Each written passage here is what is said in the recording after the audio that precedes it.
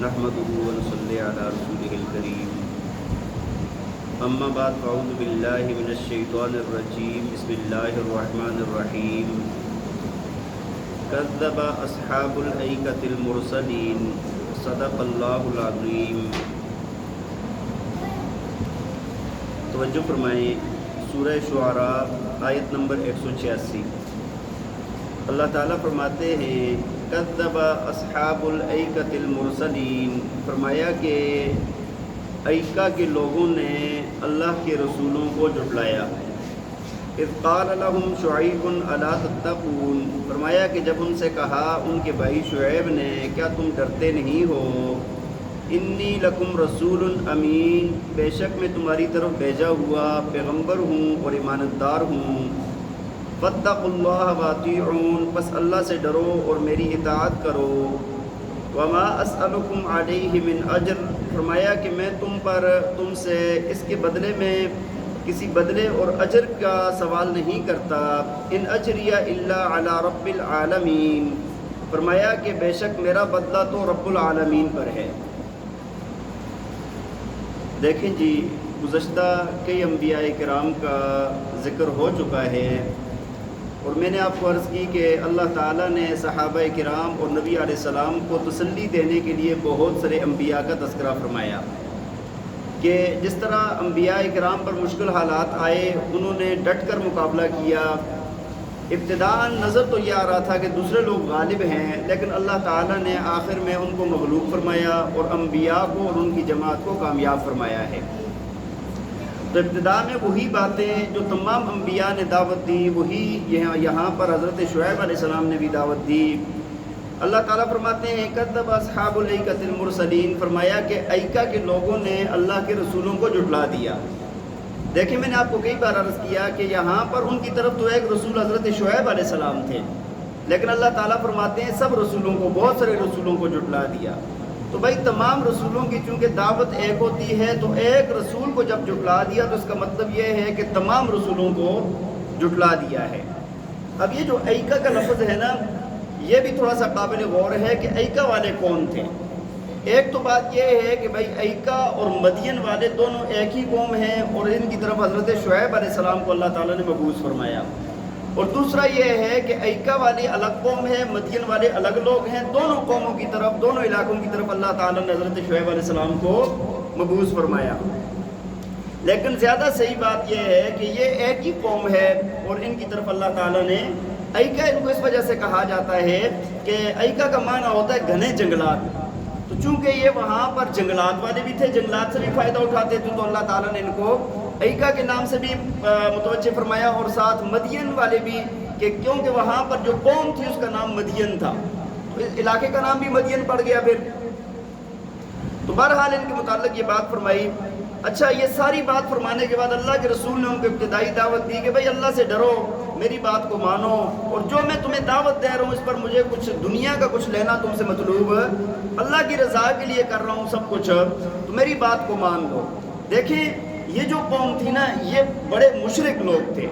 हज़रत शुएब अलैहिस्सलाम की कौम भी क्या थी, मुशरिक थी। जिस तरह सूरह हूद में है ना, जब अल्लाह के नबी ने उनको दावत दी कि तुम क्या ये इबादत क्या करते हो, कहा हमारे बाप दादा ये करते थे। तो बाप दादा मुशरिक थे, इन लोगों ने भी क्या किया, शिरक किया है।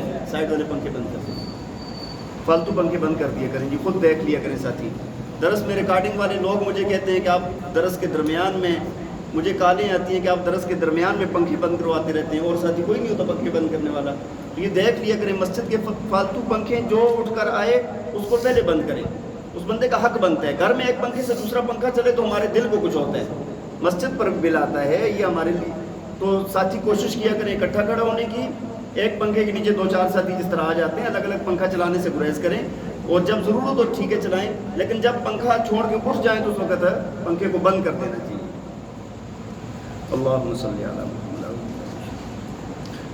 अच्छा, अब एक तो ये लोग मुशरिक थे और दूसरा इनके अंदर एक बीमारी पाई जाती थी कि ये चूँकि ताजर पेशा लोग थे, तिजारती मंडियाँ थी इनकी बहुत ज़्यादा, और बहुत बड़े बड़े ताजर थे, तो ये नाप तोल के अंदर ना कमी करते थे, कमी पेशी करते थे, और इनके अंदर एक ये अलग से बीमारी पाई जाती थी। तो अल्लाह के नबी ने उसका फरमाया कि اوفوا الکیل ولا تکونوا من المخسرین، فرمایا کہ تم ماپ کو پورا کیا کرو، ولا تکونوا من المخسرین، اور تم لوگ کم کرنے والوں میں سے نہ ہو جاؤ.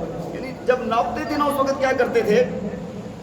اصل دو چیزیں ہوتی ہیں نا کسی بھی چیز کو، یا تول کر دیا جاتا ہے یا کیا کیا جاتا ہے، کسی پیمانے کے ساتھ ماپ کر دیا جاتا ہے. تو یہ ماپنے کا کام ابھی تک چل رہا ہے، اس وقت بھی ہوتا تھا. جس طرح گندم کے لیے وسع ہوتی تھی، مختلف پیمانے جس طرح ماپنے والے تو ان سے ماپا جاتا تھا اور تولا بھی جاتا تھا.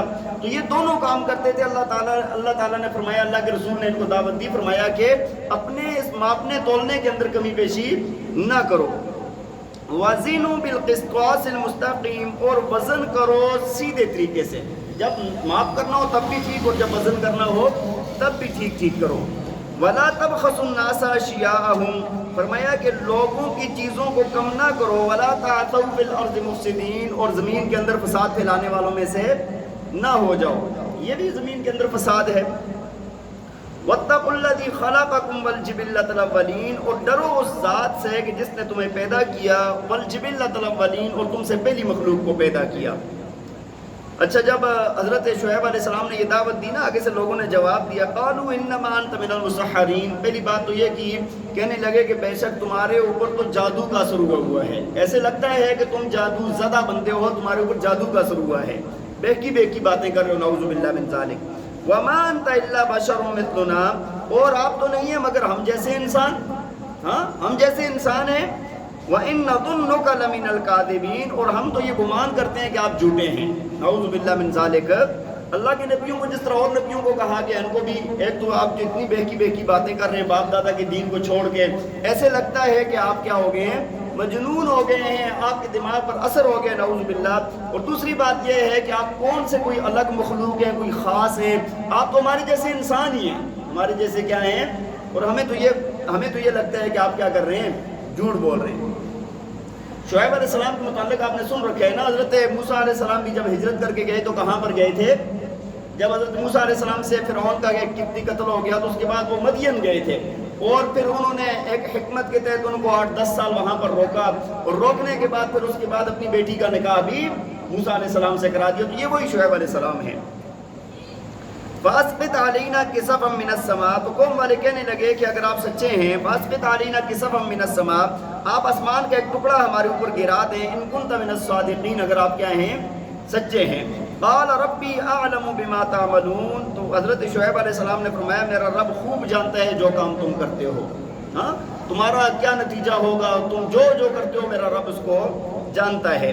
فَكَذَّبُوهُ فَأَخَذَهُمْ عَذَابُ يَوْمِ الذُّلَّةِ، اللہ فرماتے ہیں کہ انہوں نے حضرت شعیب علیہ السلام کو جھٹلا دیا. فَأَخَذَهُمْ، بس ان کو پکڑ لیا، عذاب یوم الذلہ، صاحبان کے عذاب نے، صاحبان کے دن کے عذاب نے ان کو کیا کر دیا، پکڑ لیا. انہو کان عذاب یوم عظیم، اللہ فرماتے ہیں کہ اس دن کا عذاب بہت بڑا تھا.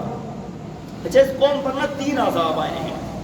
ایک تو زمین کے اندر زلزلہ پیدا ہوا، دوسرا چیخ کی آواز آئی، اور تیسرا ان کے اوپر نا بادل چھا گئے اور ایک اندھیرا تھا، اس طرح کا عذاب آیا. روایات میں آتا ہے کہ ان کے اوپر نا ایک ہفتہ بہت سخت گرمی ہوئی ہے، ایسی گرمی، ایسی تپش کے جس کا اندازہ نہیں تھا.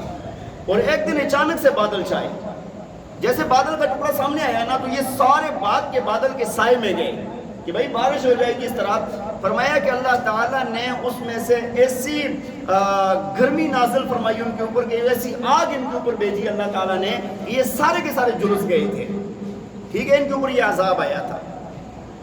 ان فی ذلک لآیہ، اللہ فرماتے ہیں اس واقعے کے اندر نشانیاں ہیں. وما کان اکثرهم مؤمنین، لیکن پھر بھی اکثر لوگ ایمان نہیں لاتے. وان ربک لہو العزیز الرحیم، فرمایا بے شک تیرا رب زبردست بھی ہے اور رحم کرنے والا بھی ہے. اللہ تعالی ہمیں عمل کرنے کی توفیق عطا فرمائے. وآخر دعوانا ان الحمد للہ.